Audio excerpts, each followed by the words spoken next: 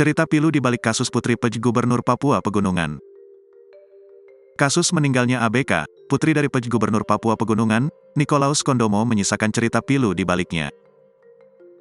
Pelajar SMA itu meninggal di tangan seorang mahasiswa bernama Ahmad Nasir. Berdasarkan penyelidikan sementara polisi, ABK diduga meninggal karena lemas dan mengalami tindakan asusila oleh Nasir. Cerita pilu yang dialami ABK berawal dari perkenalannya dengan Nasir lewat media sosial. Korban dan tersangka saling bertemu di dunia maya pada tanggal 3 Mei tahun 2023 lalu. Keduanya semakin dekat dan bertukar nomor telepon. Hari-hari setelahnya ABK dan Nasir berkomunikasi melalui aplikasi WhatsApp.